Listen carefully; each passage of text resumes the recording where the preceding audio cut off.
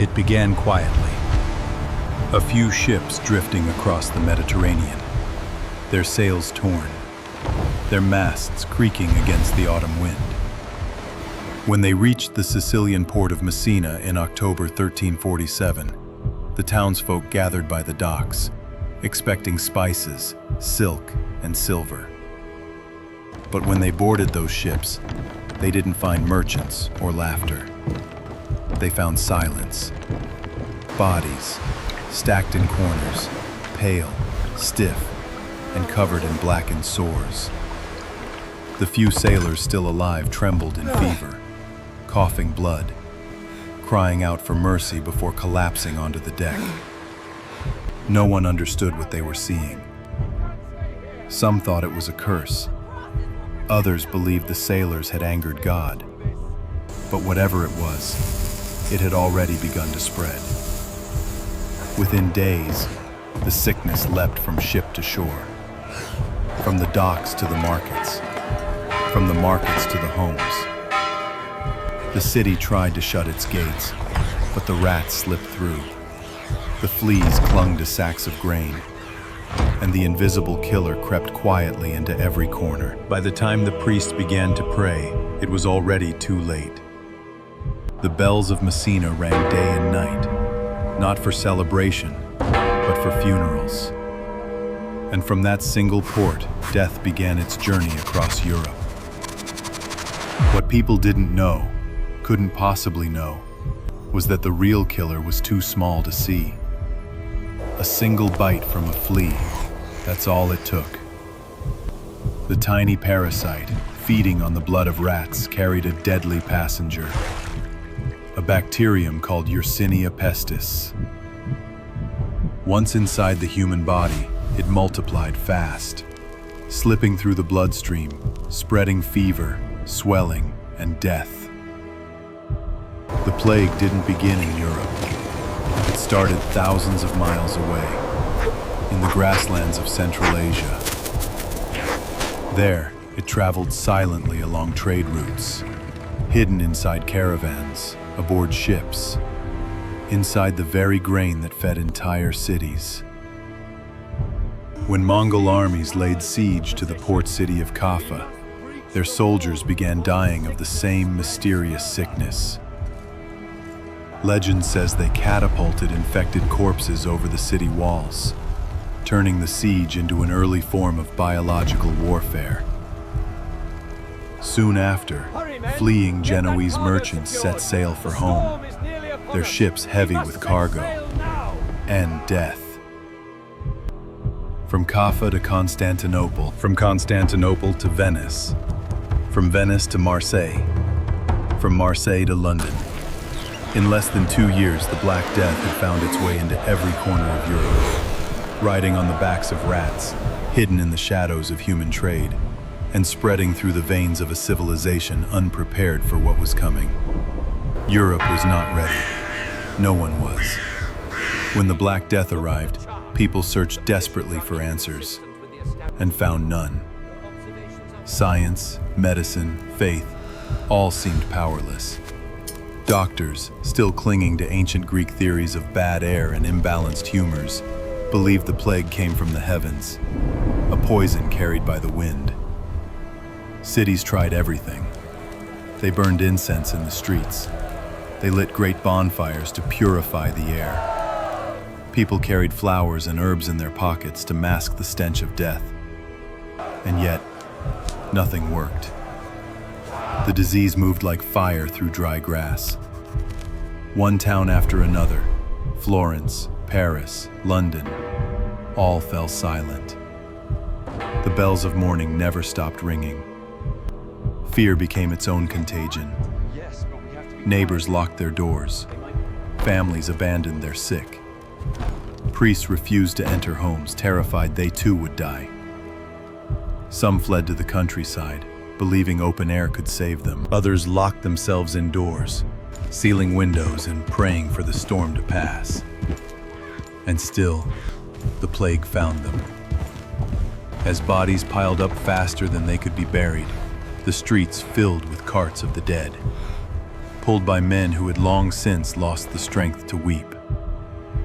For Europe, it was as if the world itself had turned against humanity. A continent once filled with faith and laughter was now drowning in silence, haunted by a question no one could answer. What had they done to deserve this? It began with a fever, a small one at first, a headache, a chill, a sense that something wasn't quite right.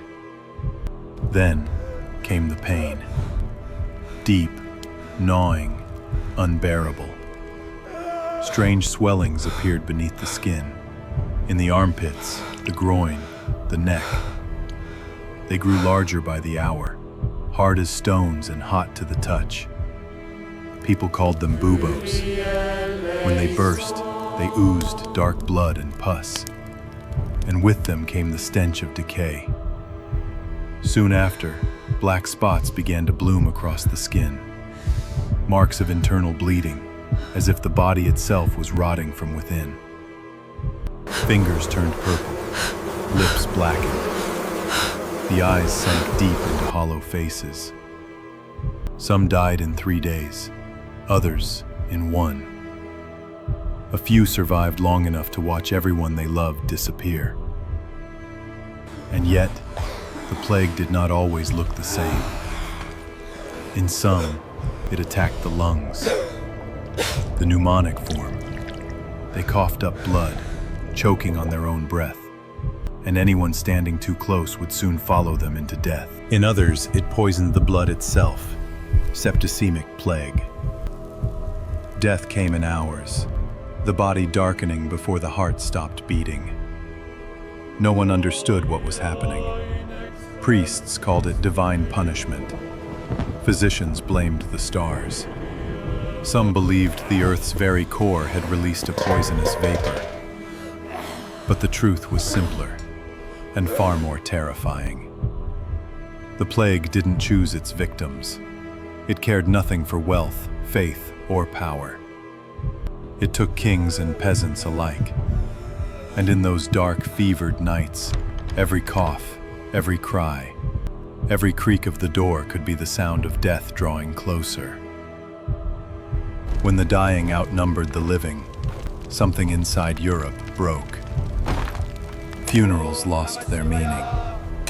There were too many bodies, too few priests, and no room left in the cemeteries. Gravediggers worked day and night, digging trenches where hundreds were laid side by side.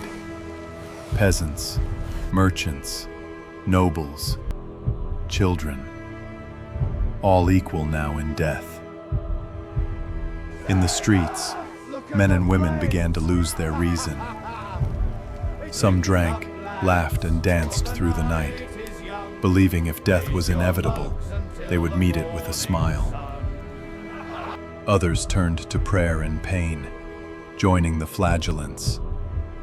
Wandering bands who marched from town to town, whipping their own backs with iron chains to atone for humanity's sins.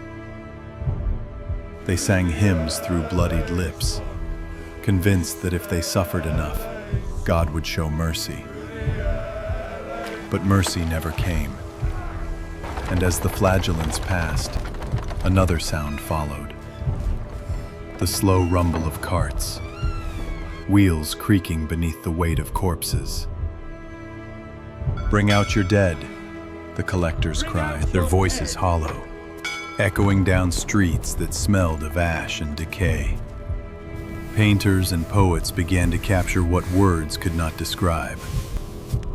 Skeletons leading kings and popes, peasants and soldiers, hand in hand in an eternal procession called the Dance of Death. A reminder that no one, not even the mighty, could escape the music. In every village, in every heart, one truth began to take root. Death had no master, no boundaries, no mercy.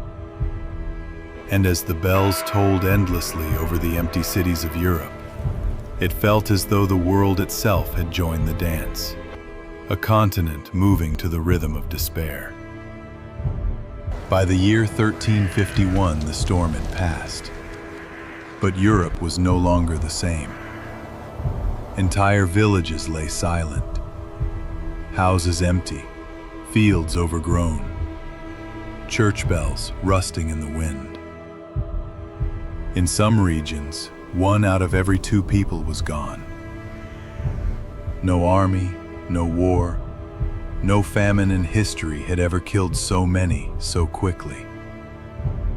The survivors stepped out into a quieter world, haunted but alive.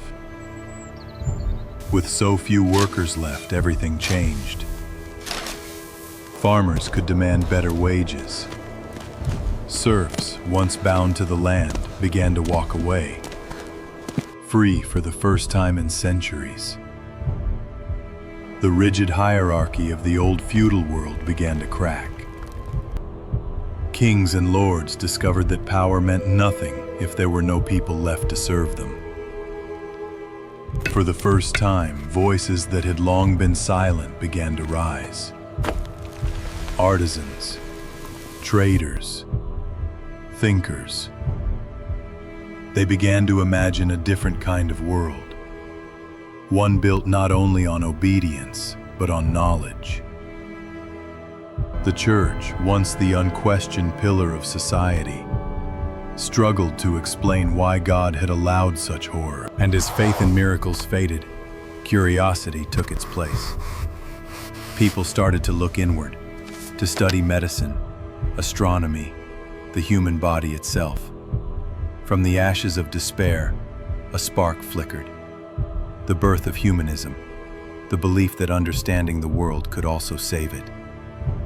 This was the beginning of something new, a slow, painful rebirth that would one day become the Renaissance, a time when art, science, and reason rose from the grave of the Middle Ages, fueled by a memory that Europe would never forget.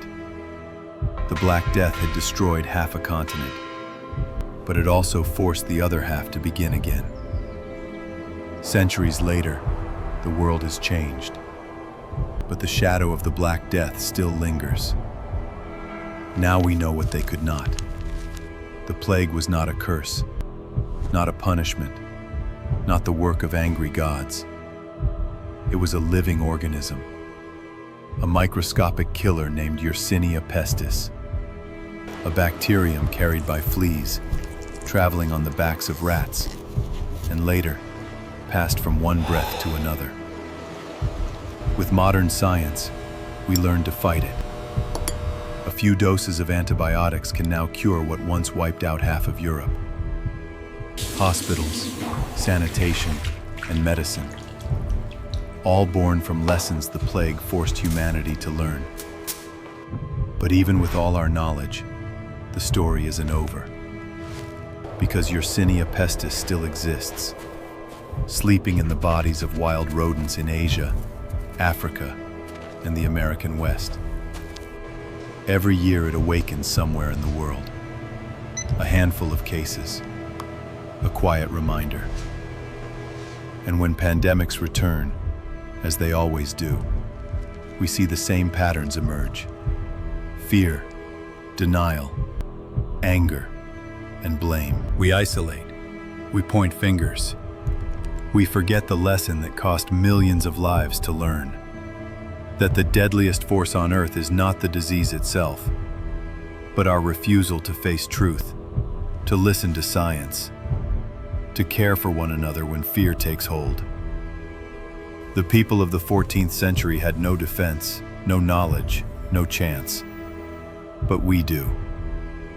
And yet, every time we forget their story, we step once more onto the same dark path they walked.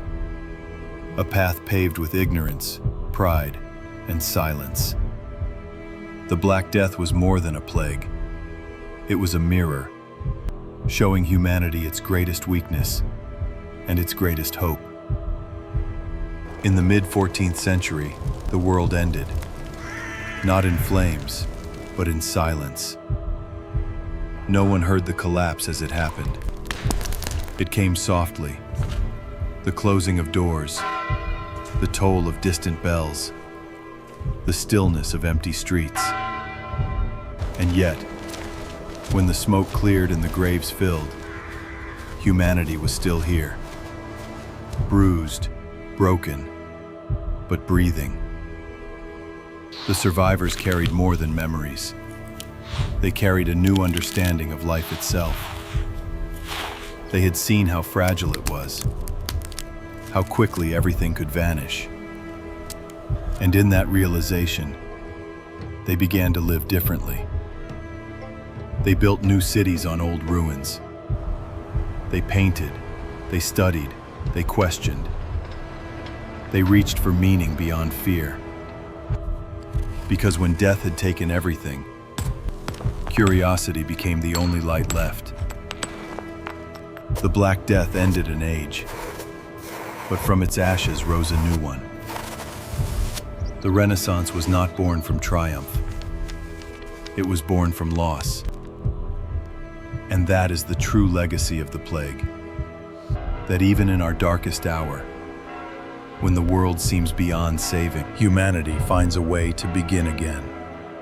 Today, we walk through the ruins of their past. In the narrow streets of Florence, the cathedrals of Paris, the silent graves outside London. We breathe the same air they once feared, and we live the future they never got to see. The shadow of the Black Death still stretches behind us.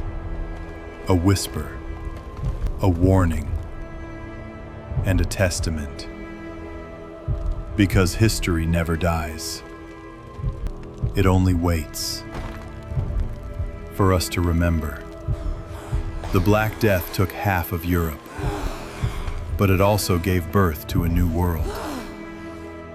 Out of darkness came art, science, and reason. Out of despair, rebirth. And in every age since, humanity has faced its own plagues. Not always of disease, but of fear, ignorance, and division. The question is not whether we will face them again, but whether we will remember.